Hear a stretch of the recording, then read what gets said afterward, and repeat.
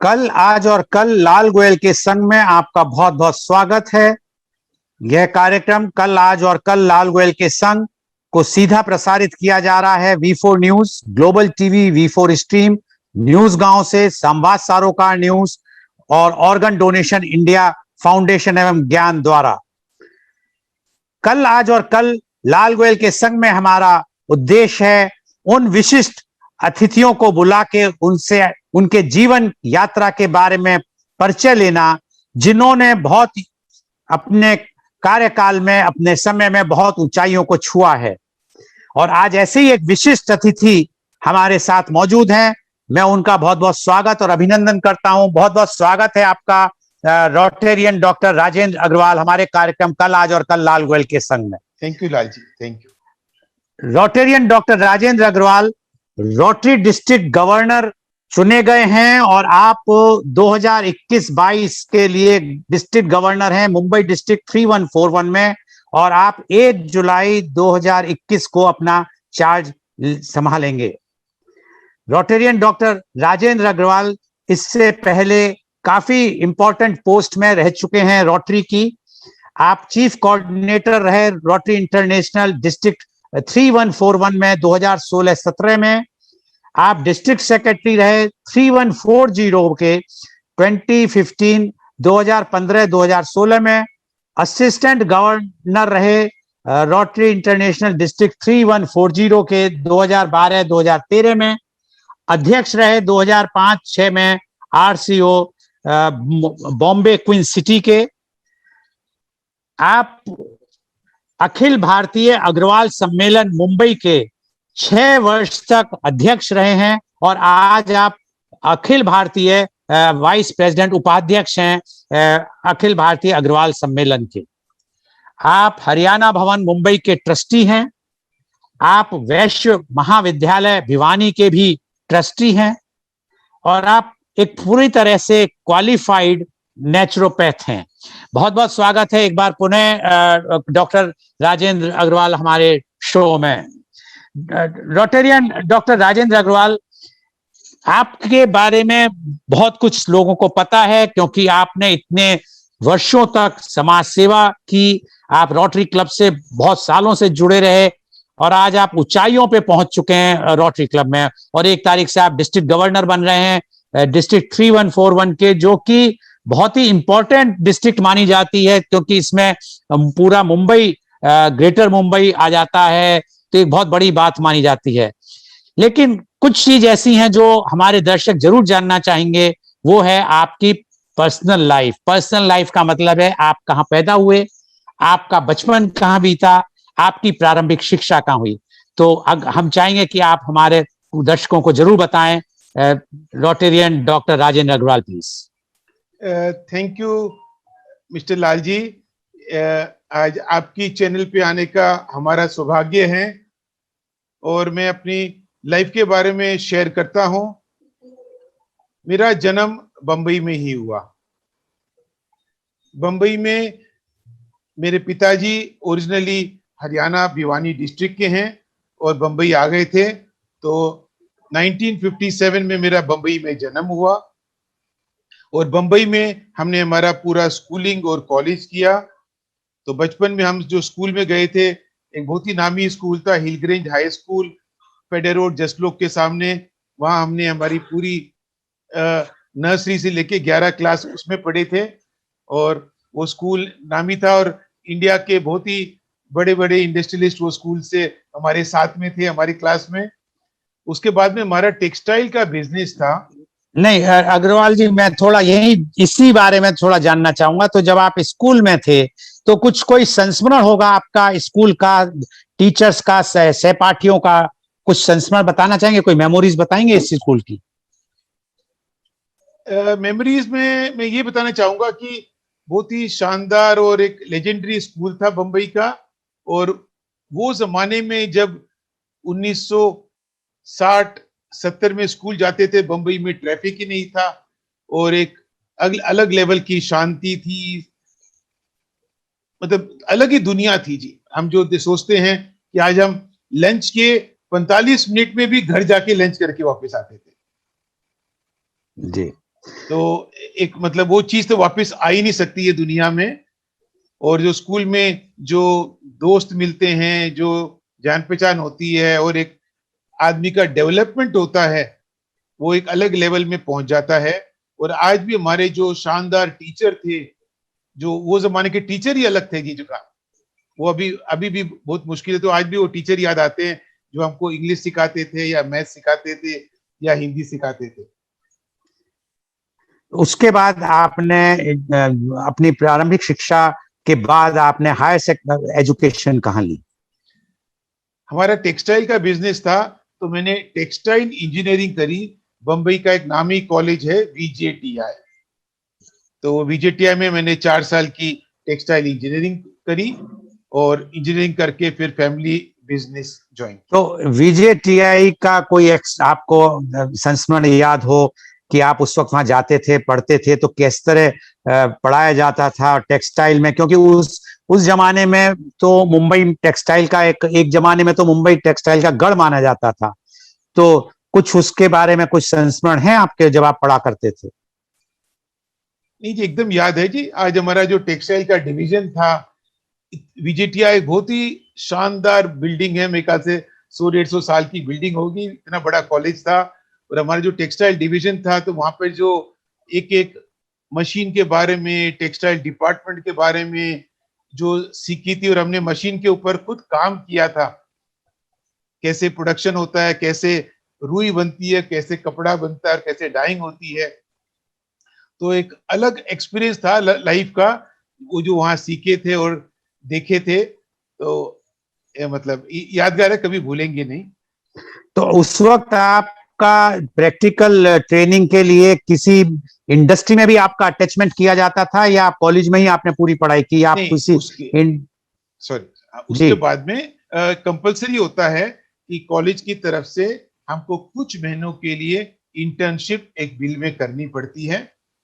और आज भी याद है, मैं एक बम्बई के प्रभा देवी में बहुत ही मशहूर मिल थी, मफतलाल ग्रुप की स्टैंडर्ड मिल, मैं वहां गया था कुछ महीनों के लिए और वहां मैंने इंटर्नशिप करी।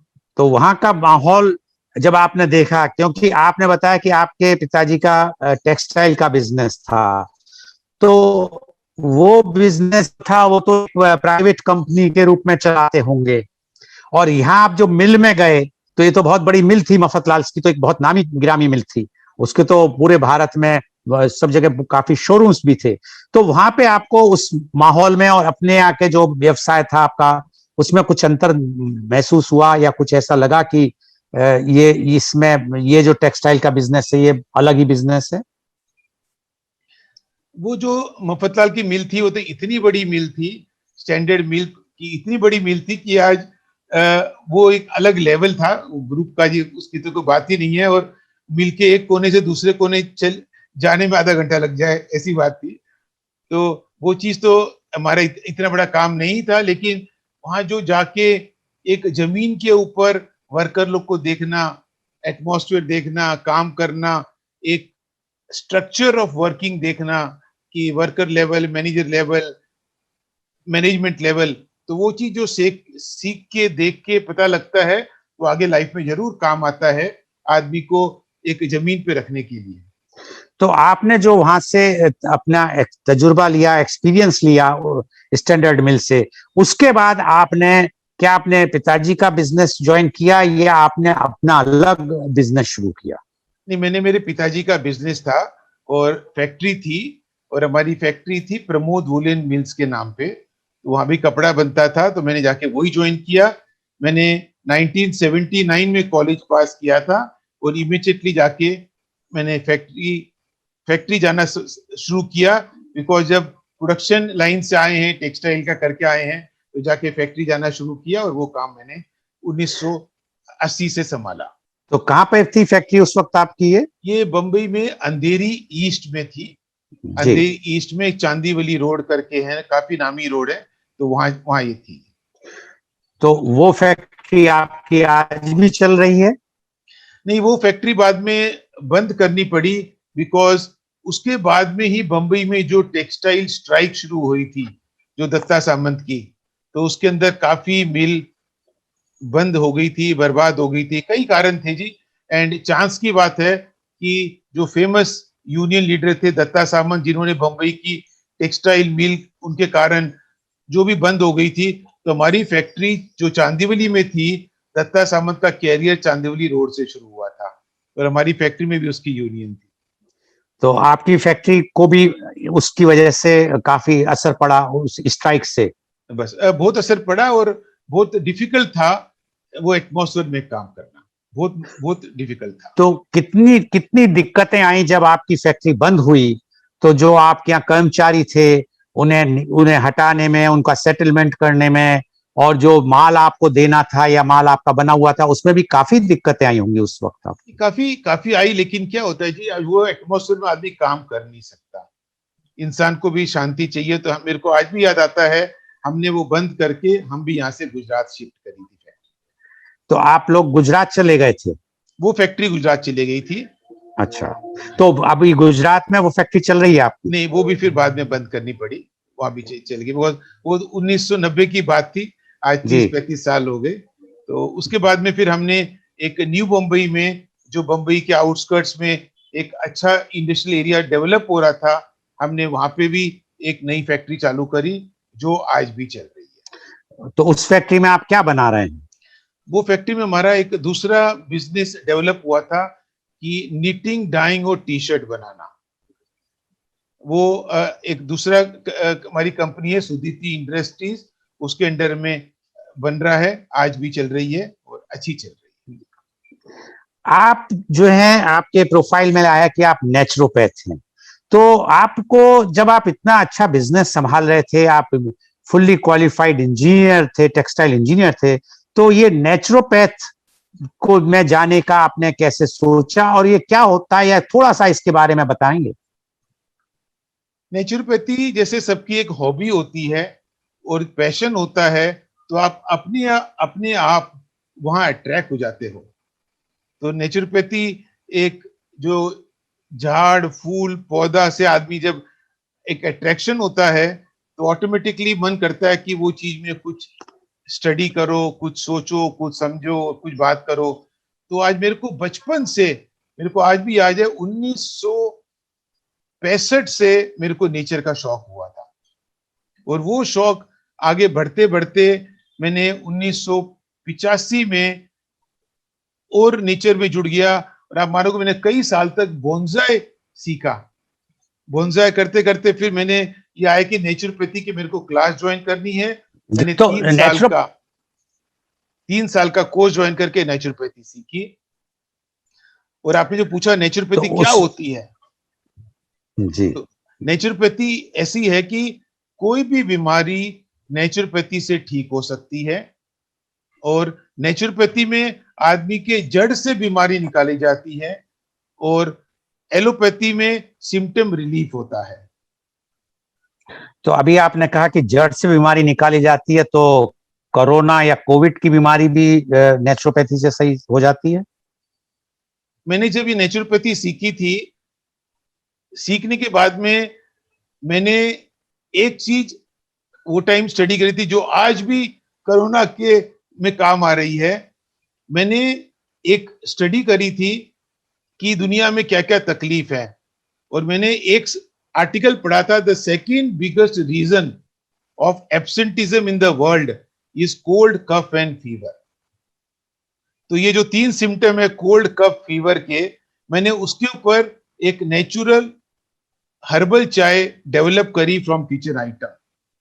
और वो चीज जो डेवलप 20 साल पहले करी थी, वो आज इतनी रेलिवेंट है और इतने हजारों लोग वो पी रहे हैं और मेरे को फोन करते रहते हैं कि आपकी चाय के कारण हम आज इतना अच्छा फील करते हैं। तो वो चाय क्या आप कॉमर्शियली बेच रहे हैं, या किस तरह कर रहे हैं उस चाय का? नहीं, उसको हमने खाली डेवलप किया था किचन आइटम से, तो लोगों को समझा दिया कैसे बनानी है और कैसे वो चाय पीने से आपके कोल्ड कफ फीवर में आपको फायदा होगा। अगर आप संक्षिप्त में वो बता सकें तो हमारे दर्शकों को बड़ा फायदा होगा कि वो चाय कैसे बनती है। तो चाय का सिंपल फॉर्मूला है जी, कोल्ड कफ फीवर को कंट्रोल करने के लिए आपको आपके गले में ये बीमारी को कंट्रोल करना है। और उसके लिए सबसे इंपॉर्टेंट चीज है गर्म पानी, सेकंड सबसे इंग्रेडिएंट है मेथी दाना, और तीसरा है अदरक, और चौथा है विटामिन सी। तो आपको चाय पानी गर्म करना है, उसमें आधी चम्मच मेथी डालना है, थोड़ा सा अदरक के पीसेस डालने हैं, उसको उबालना है, उबाल के उसमें गैस बंद करके नींबू डालना है, और एज पर टेस्ट हनी डालना है। नींबू विटामिन सी होता है, जो आज सब लोग बोलते हैं कि कोरोना में विटामिन सी लिया जाए। और हनी जो मैं बोल रहा हूं is the best natural remedy आपकी लंग की हेल्थ इंप्रूव करने के लिए। तो ये पांचों चीज 20 साल पुरानी आज कोरोना में कितनी रेलिवेंट है। इसमें पत्ती, चाय की पत्ती नहीं डालनी है क्या? ना जी, नो, चाय की पत्ती भी नहीं, दूध भी नहीं, और इतनी डिलीशियस, इतनी टेस्टी बनती है कि आदमी चाहे दिन में 2-2 3-3 बार पी ले तो गला साफ रहेगा, और गला के अंदर ये चीज बीमारी कोल्ड का फीवर जल्दी नहीं आएगा। पर अच्छी बात है अग्रवाल साहब की नेचुरोपैथी और एलोपैथी में आपस में कोई टकराव नहीं हुआ, जैसा हम आयुर्वेदी और एलोपैथी में टकराव देख रहे हैं। अब मैं आपसे जानना चाहूंगा कि आप रोटरी क्लब में आए और आपने रोटरी क्लब में काफी इन्वॉल्व हुए, आप रोटरी क्लब में, तो ऐसा क्या कारण बना जो आपने रोटरी को ज्वाइन करने की सोची? इस बारे में कुछ बताएंगे? मेरे पिताजी काफी सोशल वर्क में इन्वॉल्व थे। मैं उनको रोज देखता था कि वो काफी संस्था से जुड़े हुए थे, और ऑफिस में मीटिंग होती थी। आज बंबई में जैसे कई हरियाणा नागरिक संघ वगैरह से कई संस्था थी जहां वो जुड़े हुए थे। तो देखते देखते मेरा मन भी किया कि कुछ लोगों की सेवा करनी चाहिए, कुछ अपना टाइम और पैसा भी देना चाहिए। तो सबसे पहले मैंने रोटरी के पहले लायंस क्लब ज्वाइन किया, 2 साल लायंस क्लब में भी रहे, लेकिन आस्ते आस्ते फिर एक रोटरी की तरफ अट्रैक्ट हो गए। एक हमारे फ्रेंड ने हमको इनवाइट किया कि रोटरी का एक नया क्लब बन रहा है, आओ साथ में ज्वाइन कर लो। तो मैंने 1992 में रोटरी क्लब ज्वाइन किया। हमारे क्लब का नाम था, और मैं आज वही क्लब में हूँ, rotary club of Bombay queen city. तो मैं उसका मेंबर हूँ 1992 से, और बहुत मजा आ रहा है उसके साथ में जुड़ के काम करने। तो आपने जब लायंस में भी काम किए रहे, मेंबर सदस्य रहे, और रोटरी में भी रहे, दोनों ही संस्था यूएसए की हैं, दोनों ही के हेडक्वार्टर्स यूएसए में हैं, तो कुछ आपको आमूल मूल परिवर्तन आपस में उनमें अंतर दिखा, या दोनों संस्था एक तरह से एक ही उनका ध्येय है, वो लक्ष्य है समाज सेवा? ये दोनों का एकदम पर्पस सेम है। दोनों में थोड़ा सा एक अंतर ये है कि हम लायंस के अंदर जो मेंबर होते हैं उसके अंदर उनका जो क्लासिफिकेशन होता है, it can be even one classification. जैसे अगर एक ही बिजनेस के सब लोग जुड़ सकते हैं, रोटरी में हमारा ये है कि सब लोग मिक्स क्लासिफिकेशन होना चाहिए और आदमी अलग अलग क्लासिफिकेशन से ले जाए। मतलब जैसे आज आप जो हैं टेक्सटाइल बिजनेस से हैं, तो कोई दूसरा टेक्सटाइल बिजनेसमैन उस क्लब का मेंबर नहीं बन सकता? बन सकता है, तो टेक्सटाइल के अंदर उसका मार्केटिंग होएगा या और कुछ होगा, नॉट वेरी सिमिलर, थोड़ा सा अलग हो। या हम उसे दूसरे में मिले, जैसे एक डॉक्टर हैं, एक ईएनटी के हैं, एक चेस्ट के हैं, एक हार्ट के हैं, एक ऑर्थोपेडिक्स हैं, वो सब आ सकते हैं, लेकिन अलग अलग फील्ड। एकदम सही बात। तो इतना वाइड कल्चर मिल जाता है, इतनी वाइड लोग मिल जाते हैं कि एक अलग लेवल का मजा आता है। तो जब आप रोटरी में इतने सक्रिय रहे कि आप 92 से आपने शुरू की अपनी जर्नी, और करीब मैं सोचता हूँ 20 कितने ऑलमोस्ट 30 इयर्स, ऑलमोस्ट 30 इयर्स, इस 30 साल में आप ऊंचाइयों तक पहुंच गए, तो इसमें आपको क्या, आपका दृष्टिकोण क्या बदला, या आपने क्या महसूस किया? क्या ऐसे संस्मरण आप बताना चाहेंगे, ऐसी मेमोरीज जिसने आपको काफी आप में ही परिवर्तन ला दिया, और जिसकी वजह से आपने औरों में भी परिवर्तन लाए? मेरे को सबसे ज्यादा परिवर्तन आया जब मैं हमारे रोटरी क्लब का अध्यक्ष बना 2005-6 में। 2005-6 में जब अध्यक्ष बना और हमारे एक 60-70 मेंबर से रेगुलर इंटरेक्शन होता था, मिलना जुलना होता था, बात होती थी, उनको सुनते थे, समझते थे, तो वो टाइम जो मेरे को सीखने को मिला कि लाइफ में आदमी कैसे एक इंटरेक्शन करता है और कैसे अलग अलग आदमी कैसे अलग अलग तरह से इंटरेक्शन करते हैं। सबसे जरूरी बात मैंने ये देखी कि जो आदमी सबसे ज्यादा सक्सेसफुल होता है वो सबसे फास्ट रिस्पॉन्स देता है, और जो आदमी कम सक्सेसफुल होता है वो रिस्पॉन्स में घंटे या दिनों लगा देता है। तो वो एक डिफरेंशिएशन करने का जो पता लगा वो साल में, वो आज भी कितना काम आता है। तो एक तो आपको ये पता चला कि रेस्पॉन्स बहुत जल्दी देना चाहिए। दूसरा, इस दौरान में क्योंकि काफी समाज सेवा कार्य किए होंगे, कोई ऐसा कार्य आपने किया है या आपके क्लब के द्वारा किया गया जो आपको आज भी लगता है कि ये इस कार्य ने आपकी एक जीवन पद्धति, जीवन शैली, जीवन की सोच बदल दी? पिछले 5 साल में मेरे को मौका मिला एक बहुत ही इंपॉर्टेंट प्रोजेक्ट से जुड़ने का, कि बच्चे लोग की हार्ट सर्जरी करवाने का। इंडिया में 2 लाख बच्चे पैदा होते हैं हार्ट प्रॉब्लम से, और हार्ट का जो सर्जरी है काफी एक्सपेंसिव है। तो इसमें समझो ना, एक आधे बच्चे लोग अफोर्ड नहीं कर पाते या पहुंच नहीं पाते, तो उनकी आस्ते आस्ते डेथ हो जाती है। ये प्रोजेक्ट से मैं 5 साल पहले जुड़ा था, और इसमें आगे बढ़ते बढ़ते आज हम 1500 बच्चों की रोटरी के थ्रू और मेरे कोऑर्डिनेशन के साथ, मेरी टीम के कोऑर्डिनेटर के साथ में उनकी सर्जरी कराते हैं और उनकी जान बचाते हैं। और ये प्रोग्राम अगले साल 2000 सर्जरी पे पहुंच जाएगा, खाली मुंबई। खाली ये मुंबई की आप बात कर रहे हैं? खाली मुंबई की। तो पर अब जैसे अब तो जो डिस्ट्रिक्ट गवर्नर आप बन रहे हैं, तो इसमें मुंबई के अलावा और कौन सी सिटीज हैं या खाली मुंबई है? नहीं, ये खाली मुंबई आती है मेरे गवर्नरशिप के अंडर में, लेकिन ये प्रोजेक्ट जो है पूरी इंडिया में फैल गया है। और हम अभी एक बहुत ही चांस की बात है कि 1 जुलाई से मैं मुंबई का गवर्नर बनूंगा, और 1 जुलाई से रोटरी के वर्ल्ड प्रेसिडेंट, चौथे इंडियन पिछले 119 साल में, हमारे कलकत्ता के शेखर मेहता जी बन रहे हैं। और वो भी ये प्रोजेक्ट से इतने पैशनेट हैं कि पूरी इंडिया आज मतलब साल में समझो ना, कम से कम एक 10,000 बच्चों की सर्जरी कराए।